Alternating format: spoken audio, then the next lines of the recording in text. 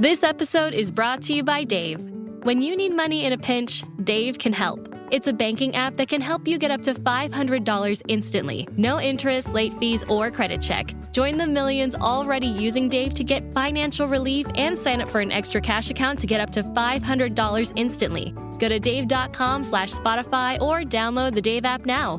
For terms and conditions, go to dave.com/legal. Instant transfer fees apply. Banking services provided by Evolve Bank and Trust, member FDIC. Empire.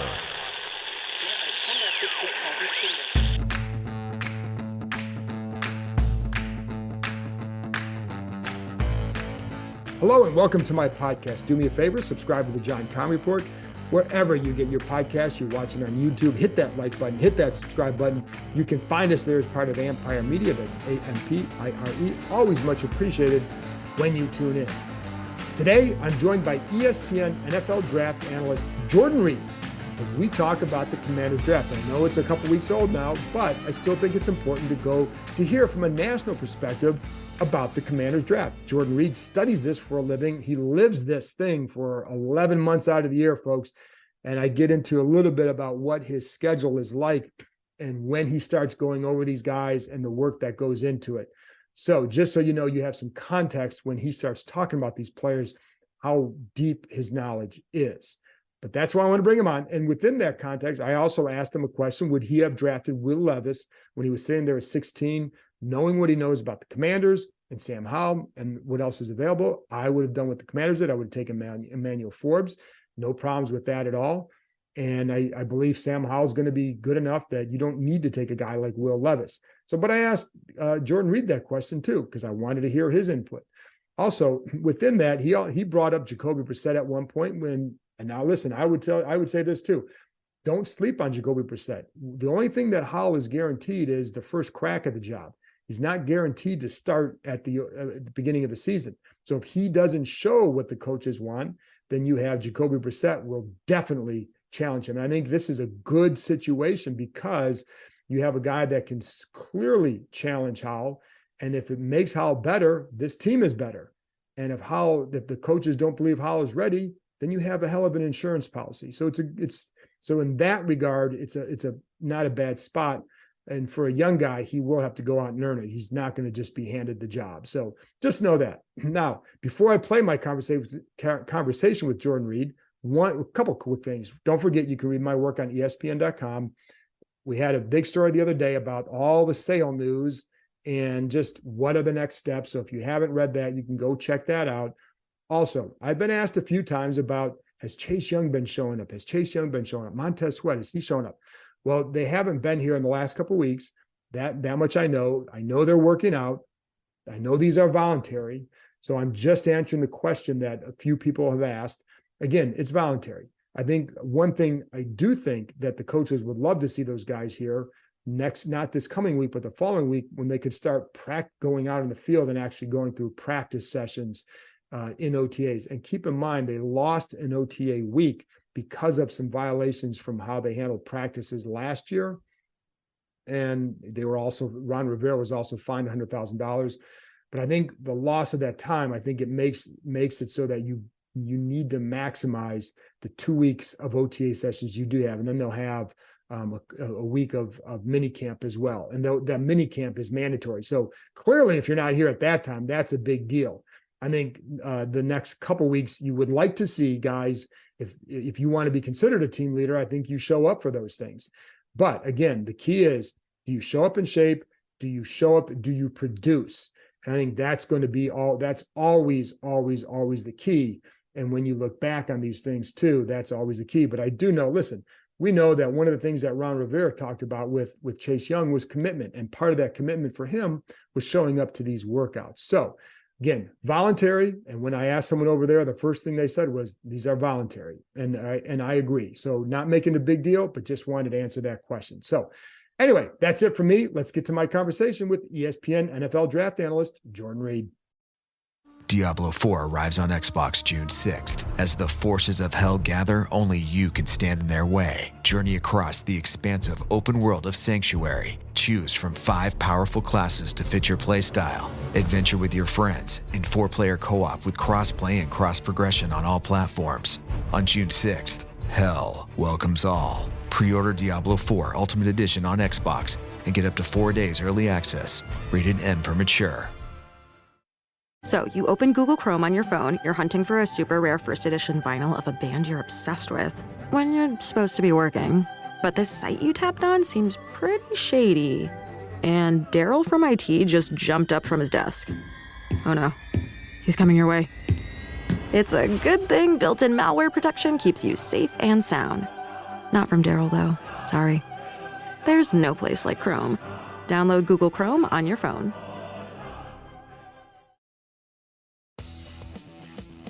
Did you know the largest ropes course and zipline park in the country is right here in the DMV?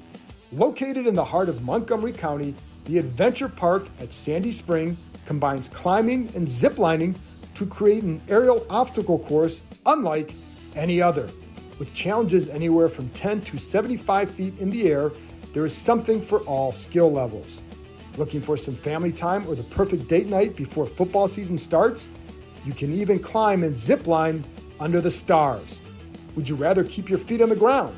Give axe throwing a try. With their projector systems, you can throw at traditional targets, play tic-tac-toe, connect four, or even hunt zombies. Listeners of this show can get $5 off any ticket by entering the code KEIM23DC at checkout. That's KEIM, K-E-I-M 23DC. So there you have it, folks. Climbing, ziplining, axes, food, and bonfires right in your backyard. The weather is warming up, so it's the perfect time to head outside and join the adventure at www.theadventurepark.com. That's www.theadventurepark.com and enter promo code KEIM23DC.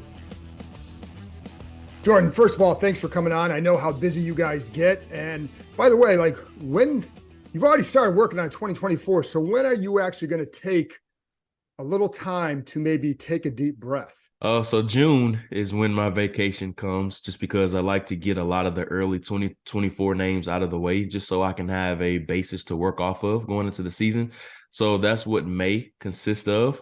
But when June gets here, that's when I'll take a step away from the film, recharge the battery. And then when July hits, that's really when a lot of things pick up for football. And then when August gets here, we're full steam ahead then.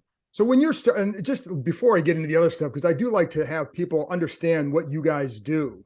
So when you start diving into film, like how many guys are you watching even in July on a daily basis? So we get a senior list just because we know those are the guys that are likely or that are coming out next year. So you want to go ahead and get a head start on those seniors. And it's mostly the top ranked seniors that are coming out. So there's probably about 100 to 125 guys that you feel good about as far as who could go very early on. And you're watching, maybe 3 to 4 games at the most just to get an idea about those players. And then you're working your way through some of the top-ranked underclassmen like, Caleb Williams of USC, quarterback USC, Drake May, the big quarterbacks, Marvin Harrison Jr., wide receiver, Ohio State, those big names that that are likely to come out, barring something unforeseen happening. So just trying to get a feel for who they are as players, just so you can track them throughout the year. So when do you, and how many other people are you talking to, whether it's people at the schools, scouts, or whatever? How often when do you start talking to them? Or do you want to get your own opinion before you talk to anybody? I always like to get my own opinion just because there can be some things that you form before watching those players. And that's something that you never want to do in scouting. You want to form your own opinion, right, get a feel for those players. But while I'm on vacation in June, that's when I'll start to make calls and start to talk to people who I trust and get some more information about those players. So you're working on vacation? Pretty much. Okay. Well, I can respect that because my wife will say like, well, yeah, she knows what that looks like but that's what I mean. Cause I think sometimes people don't realize just the amount of work that goes into what you guys do, and that it's not just, sitting back, watching nothing and not talking to anybody. It's doing all of it. So, it's a long process. Yeah, it is. And scouting is a 12-month job, and it really gets famous, or I should say popular, from January through April, obviously. But this is a 12-month job for us, of where we're watching guys, talking to people, and then forming our own opinions about these players too. So let's get to the Commanders draft, since this was, and it's been a couple weeks. But I am curious your initial impressions on the draft class. And I was looking at, you had your rankings from 1 to like 379. And, I'm not sure that the rounds they took these guys in always matched where you felt like these guys were. So anyways, I'm curious what in general you thought about their draft. I thought it was solid overall, and I thought they hit some positions of need. The one that I thought they would hit was offensive tackle, which they didn't get to, depending on how you're feeling about Braden Daniels. I was going to ask you about him about that. Yeah, I knew that question was coming, so we'll get into him here in a second. But overall, I thought it was solid. We knew they had to get a corner somehow, some way, and they addressed it really early with Emmanuel Forbes, and this was one of their biggest weaknesses in the secondary. We knew they had a need opposite of Benjamin St-Juste, who was a really good find for them in the third round a few years ago. Getting him with Emmanuel Forbes, now you have a very young tandem that has a very bright future. And I think they needed to get a player that could get some turnovers, just because that's what they lacked last year. Only had 9 interceptions, I believe it was, which was the 4th lowest in the league a season ago. Emmanuel Forbes cures that right away with 14 career interceptions, 6 career pick sixes, which is an FBS record. So, walking through the door, he's going to help you with your turnover production. So that was one of the biggest reasons why I felt they had him over somebody like a Christian Gonzalez definitely. Or other corners that were on the board, just because of the ball skills and the turnover production. And that's something, that Ron Rivera has talked about endlessly, about how we need to get better with getting the ball back to the offense, just getting some turnovers. So Forbes helps that right away. The next 2 picks were 2 of my favorite players in the entire draft. Okay. And with Jartavius Martin, I thought he was a home run selection for them. He was one of my favorite prospects, just because he satisfies so many different needs in the secondary. He can play safety, he can play nickel, he can play outside corner. There's so many different hats that he can wear, which is what he showed at Illinois. He's a fantastic athlete.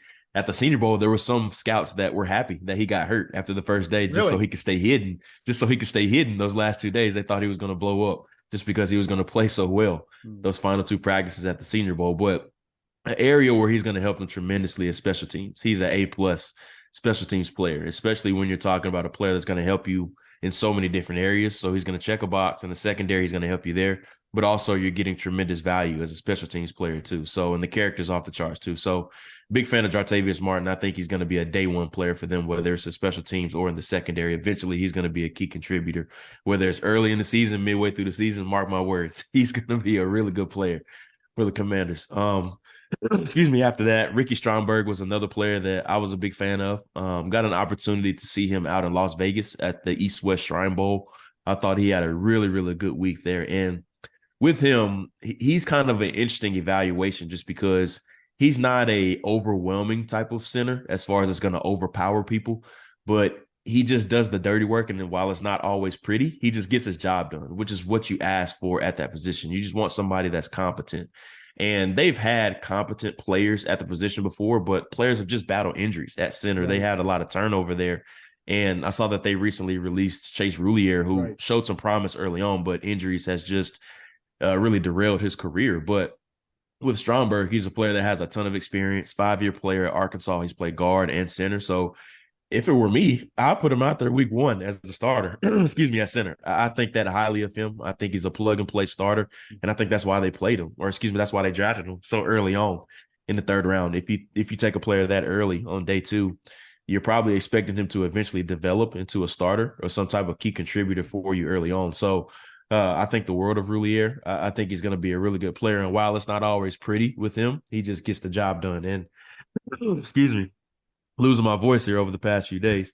But some of the other players, just looking down the list, KJ Henry, I think he's another player that doesn't have a very high ceiling, but as far as a developmental rotational type of player, I think he's going to help him. Maybe not immediately, but we know with Washington, they have a lot of players that are going to be free agents this upcoming season. Yeah. I think they have 4 players at defensive end that are going to be free agents with Chase Young, Montez Sweat, James Smith-Williams, and then one player I'm missing. Yeah, Casey Toohill. He's also going to be a free agent. So KJ Henry is a young developmental piece that doesn't have a super high ceiling, but as far as a player that can come in and play 10 to 12 reps a game that you feel good about, I think it can help you walk through the door. So what about like Chris Rodriguez from Kentucky, running back? He seems to be a very, obviously a powerful runner, good one cut he's a decisive runner, it seems. So what did you think about him?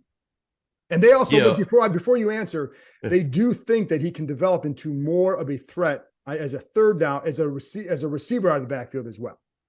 I think that was one of the biggest questions about him, just because Kentucky didn't really use him that way. So they used him as that between the tackles banger, that downhill guy, which I think that's what he's going to be on the next level. You just have better options out of the backfield. Brian Robinson's a better catcher. Antonio Gibson's a better catcher. So I don't see a situation of where they need to force him into that third down role, especially when you have better players already that can satisfy that role. So, first, second down. I think it's a down the line thing. I think it's a down the line thing for them.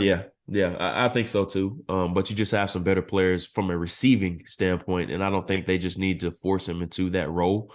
But that's not a situation of where he can't do it. I just think he's better, or he provides better value as a runner right away, just because, he's a bigger back. He can run between the tackles. You don't really want to run him on the perimeter a ton, just because he's more of that downhill, get those tough yards type of player. So that's probably the role he's going to satisfy walking through the door, or initially for them. But as far as some third down aspects, yes, he can do it, but it's just not a role you want to see him consistently doing it, just because I think they have better players that can maximize that role a little bit better. Yeah, and I think when I say that, I think that's probably a year from now developing into that, because Gibson's a free agent, and if you don't keep him, maybe you have another guy who can at least be a threat on 3 downs. I don't think he'd be a third down guy per se, but maybe a threat. So anyways, but the other guy, Andre Jones, another defensive end guy that they took in the last round. What are your thoughts on him? Yeah, true pass rusher, which is something that they need. Then you're hoping to get something out of him as a 7th round pick. With those guys, you're just taking a flyer on players that late. Athletic, you're just hoping you can get something out of them. There just isn't a lot of snaps for him initially. Let's say if he does make the 53-man roster, it's an uphill battle for him, just because the one position where Washington is loaded at for this season is defensive line. I think that's one of the strongest points, not only on defense, but throughout the roster too. So there just isn't a lot of snaps for him. So maybe he's a practice squad guy where you can stash and hope to develop him. But as far as making the 53, it's just going to be an uphill battle for him, just because there isn't a lot of room or a lot of roster spots for that position right now. So let's go back to Forbes, because I think you had him as your 6th ranked corner. Now, I only say that because so many of those corners were in that same spot that it really depended on what's your scheme, what's your fit, what are you looking for between like he and Joey Porter and Banks and all that. So what is it that makes him a good ball hawk, do you think? It's just his poise at the catch point. He's very comfortable with finding and playing the ball in the air. And then also he's just in the right place at the right time. A lot of times the interception sometimes can be luck. And that's not to say that a lot of his picks ended up being that way, but there were some situations of where there were some tip passes and he was able to make plays on them. But the great thing about Forbes is that whenever he catches the ball, he turns into a return specialist. He's trying to get 6 points the other way, which I think is a special gift that he does have and something that Washington does need. Now, I think the most interesting aspect to watch about this entire fit is that Forbes really excels in man coverage, and Washington plays predominantly zone coverage. So maybe the zone snaps that they saw during his time at Mississippi State, it gives them a lot of intrigue or promise that they feel as if he can be better in that aspect, just because he was decent in zone coverage, but man coverage is really where he thrived in at Mississippi State. So I think that's going to be one of the bigger aspects and one of the biggest keys to watch as far as his potential moving forward, just because he's going to have to learn to play zone a little bit better. And I think they liked how he used his eyes when they saw him in zone too. And I think that was a key for them. But yeah, you're right. It's funny because like somebody else told me like, oh, well, he got some of those picks on a tip pass and a bad throw. I was like, yeah, that's true. That is true. But he's always there. And that play against Kentucky was phenomenal. Yeah. I think there was one against Tulsa too, where it's just positioning yourself in the right spot, but also understanding. I think he seems to understand tendencies rather well. Yeah, he's very savvy. He's a read and react type of corner, and he trusts what his eye sees. And that's exactly what happened against Kentucky, where he was coming downhill on the screen and he just intercepted it. It was like Will Levis was intending to throw it to him. He got there before the receiver was even able to react on it. That's something that we're going to see in Forbes' career. And he's kind of a little bit of Jekyll and Hyde with that.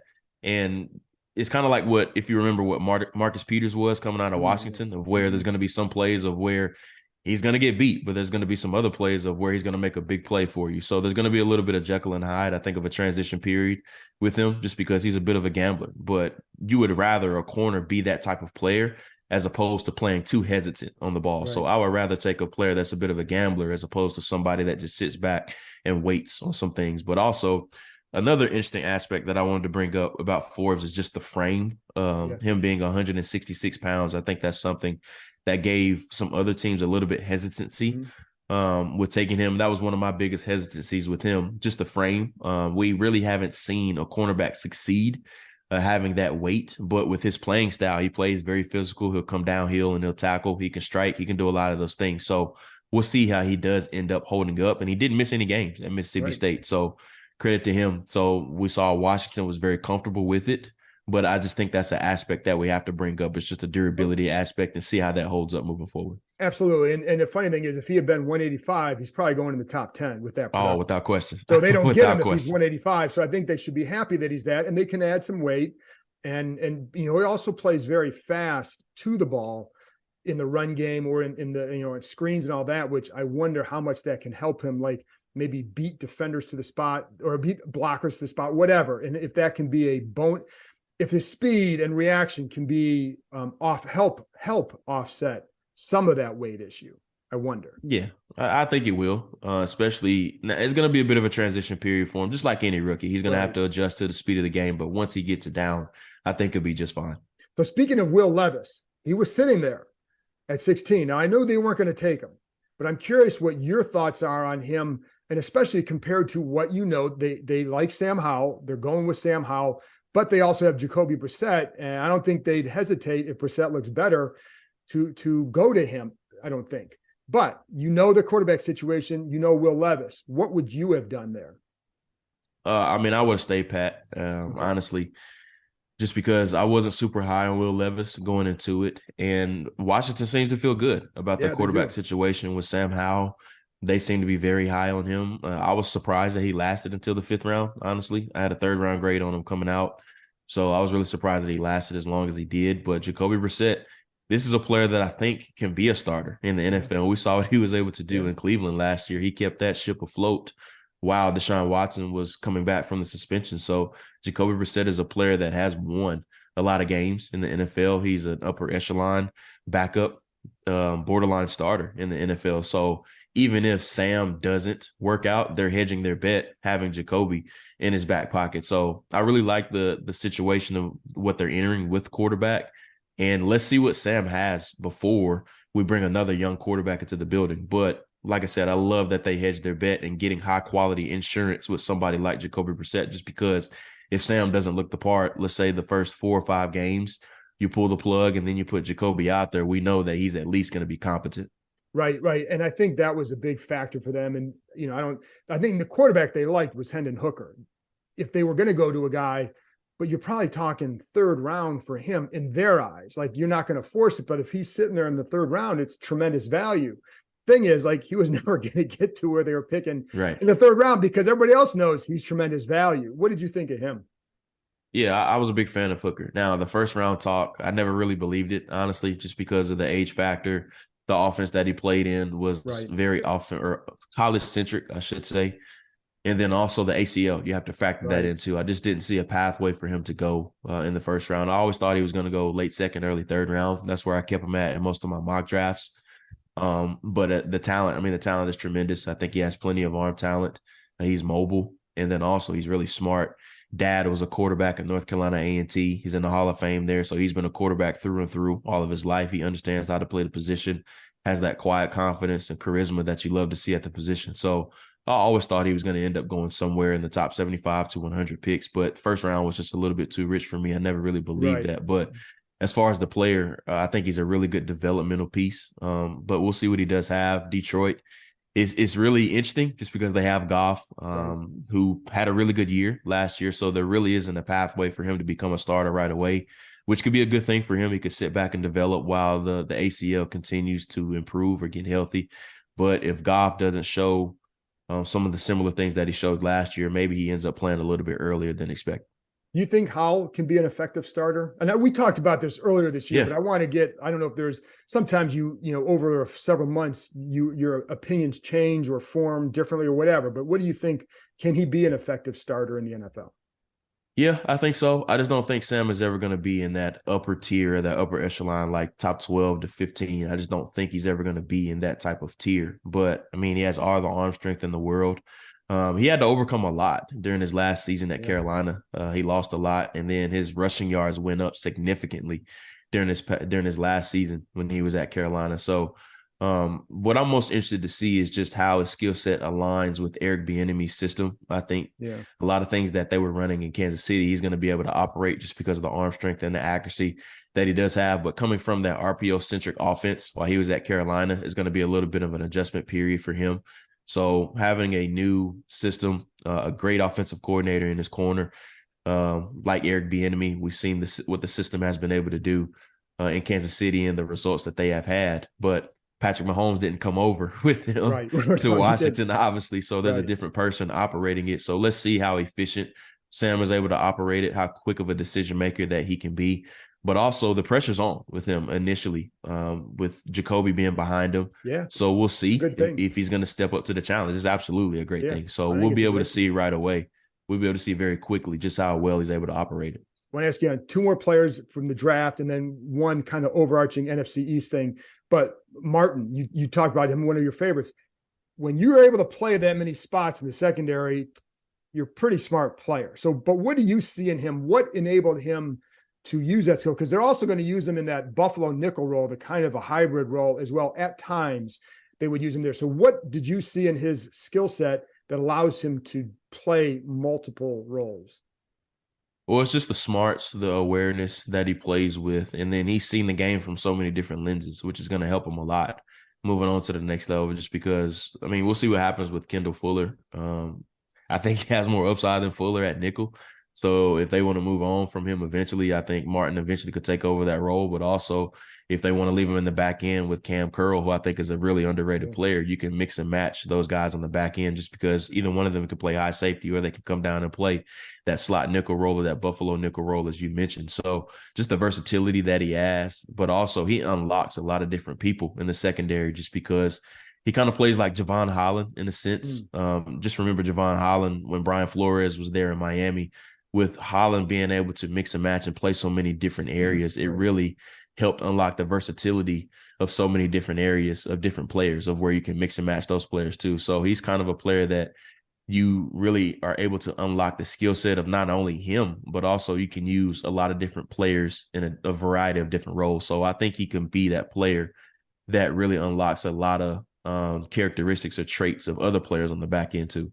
Agree. And I liked watching how Illinois used their defensive backs last year and how often they could disguise coverages, et cetera. The other guy is Daniels, Braden Daniels, because, a lot of people seem to be higher on him as a guard. I know that these guys would like to try him at tackle initially just to see. So what do you think? Why do you think he's more suited to being a guard? And by the way, I agree with that. Like when you watch him as a tackle, sometimes it was very up and down. But why do you think he'd be better as a guard? And what do you think? Well, let's start with that. Why do you think he'd be better as a guard? Just athleticism. I think his athleticism can really be on display at guard. And I just think it's much easier of a transition based on what he showed at Utah. I thought he's more consistent at guard just because I think you're spot on. I think his tape was kind of up and down at tackle. And especially when you're talking about protecting the backside of a young quarterback, you don't want that uncertainty going into the season or eventually, let's say he overtakes Charles Leno. You don't want that type of uncertainty. And I know Leno isn't the future there long-term anyway at left tackle, but he's played a lot of snaps at left tackle. So me personally, I would feel better about having Leno there, but also now you have a potential Norwell replacement too, depending on where you want to play Braden Daniels. So I like him a little bit better at guard just because he's young, he's cheap, and then you have a potential developmental piece to eventually overtake Norwell. But also the interior of this offensive line is really in flux. So it's kind of like, let's just put some of these guys' names in a hat, pull one out, and let's just see how they do. Well, and it is. And like Sam Cosmi is going to be the right guard. And Yeah. you talk about Stromberg, and they did sign Nick Gates to be the starting center. And so, but eventually you draft a guy in the third round, that's your future center. And then I think with Daniels, it feels like the idea is you have Leno for this year. And then if Daniels develops, maybe you can move on from him, or maybe you can put him at right tackle and put Wiley at left guard. There are a lot of questions about the line still. But how much, because he was like, Daniels was, he would show some things with his footwork at tackle, and then other times it's like it would trip him up. So what did you see was the big issue for him at tackle?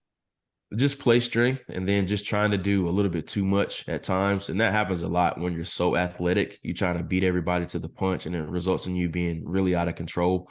And he results in being what's called a waist bender. So he'll punch his hands really hard, and then he'll just be out of control. So just playing with more poise with his hands, more control.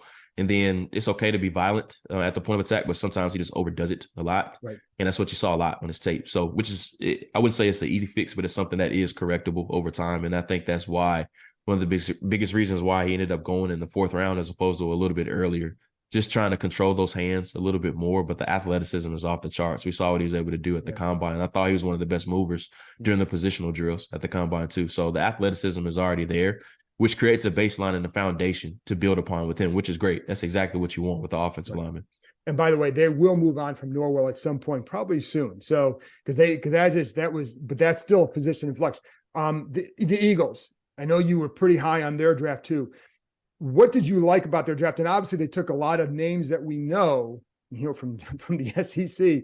Yeah. What did you like about what they did? And did they separate themselves even more from the rest of the division after this draft? Well, I wouldn't say they separated themselves. I think they really build on the foundation that they already had. And I don't blame Howie Roseman for what he's doing. We talked about that Georgia defense from 2021 as arguably one of the best ever. Why not bring some of those pieces over that you already have in place? Those guys already have chemistry together. And I thought the Eagles was the best landing spot for Jalen Carter. I didn't know if he was going to make it to them. They had the 10th pick. They ended up trading to 9 to get him. I didn't know if he was going to fall that far. But of all the teams in the top 10, assuming that he ended up going in the top 10, which he did, I thought the Eagles was the best spot for him without question, just because you have a great mentor right there in Fletcher Cox already that'll be beside him every snap, who's a proven veteran that can guide him along the way until the Eagles do away with him. You have Jordan Davis, who is a former teammate of his. They've had success together. They've been in a room together at Georgia. And then you have Nakobe Dean, who was a player that was behind him when they won a national title together. So they have a lot of pieces that are already in place. And then you have another roommate that I like to call him, or draftmate with him, and Nolan Smith. They were on the same defensive line together. So all these pieces are in place for him to succeed. Now it's really just up to Jalen as far as how good he wants to be. But their draft overall, I thought it was really good. I called them the Philadelphia Bulldogs just because it seems like they were just looking at the Georgia players on their draft board. And a program like that is really hard to argue what Howie Roseman is doing with getting players from that program. Then last thing, Dallas Giants, how'd you feel in general, how'd you feel about their drafts? I thought the Giants did a really good job. I thought the positions of need really matched the value on the draft board. John Michael Schmitz, I thought was a home run selection for him. I thought he was the best center in the draft class. Deonte Banks was one of my favorite corners in the draft class. I had him as the number 3 guy behind Gonzalez and Witherspoon. I thought he was better than Joey Porter Jr. I think he's going to be a better pro than Joey Porter Jr. too. And then Jalen Hyatt adding that speed to the wide receiver room, I think that's going to help them a lot. Dallas, I thought it was a steady draft for the most part.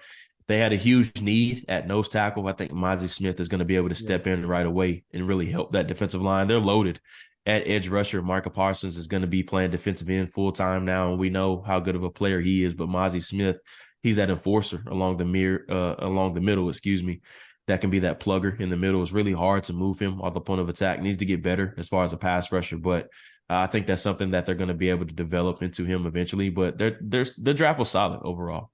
I apologize. This is the last thing. So if Howell doesn't work out, and if there's staff changes, how deep is this quarterback class in 24?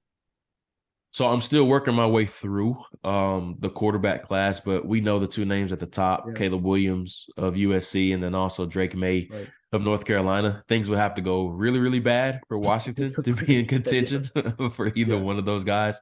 But on paper, it looks like a deep quarterback class just because this is the class of where a lot of seniors went back to school and used that extra year, or they were a graduate transfer and went in the transfer portal and used that extra year. So you're talking about Michael Penix of Washington, Bo Nix of Oregon, J.J. McCarthy of Michigan, and also Quinn Ewers of Texas, who's one of the younger players at the position in this year's draft class. So it looks deep initially, but we know with quarterbacks, things change very, very quickly throughout the year. There could be somebody that comes out of nowhere, like we saw over the past few years. Joe Burrow is a great example of that. So it looks deep initially, maybe not necessarily at the top or in the first round, but I think we're going to see a lot of guys go day 2 and day 3 just because of those super seniors that came back or those guys that used that extra year at the transfer portal.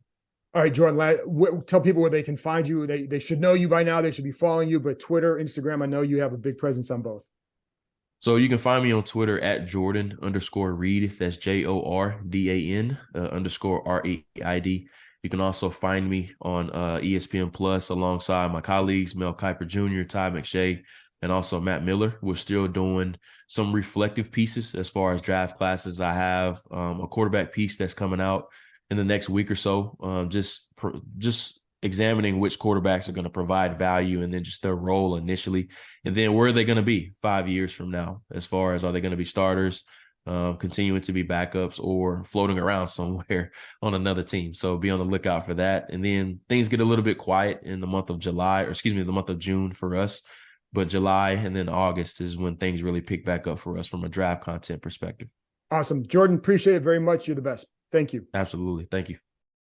Hi, I'm Ryan Reynolds. As owner of Mint Mobile, I couldn't wait to make my first commercial for Spotify listeners. I thought, I'll tell them to go to mintmobile.com/Spotify to get premium wireless for just $15 a month. Then I thought, they'll never believe the owner bragging, so I'll bring on a real Mint customer who knows it's premium wireless for just $15 a month. Then I thought, how will they know it's not just me acting as a customer? Then I thought, what if they don't think I'm a good enough actor to play a customer? Then I cried and went to bed. The end. New activation and upfront payment for 3-month plan required. Taxes and fees extra. Additional restrictions apply. See mintmobile.com for full terms.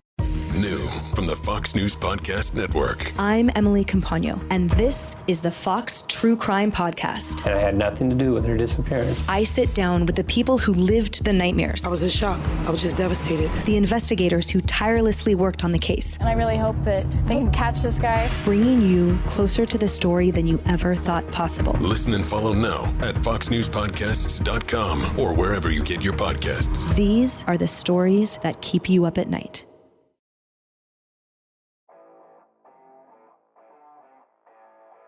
Thanks to Jordan for joining me, and thank you, as always, for tuning in. I'll be back with another episode Tuesday night on the podcast, Wednesday morning on the video, as we continue to look at some of the players that the Commanders have drafted. I'll talk to you next time.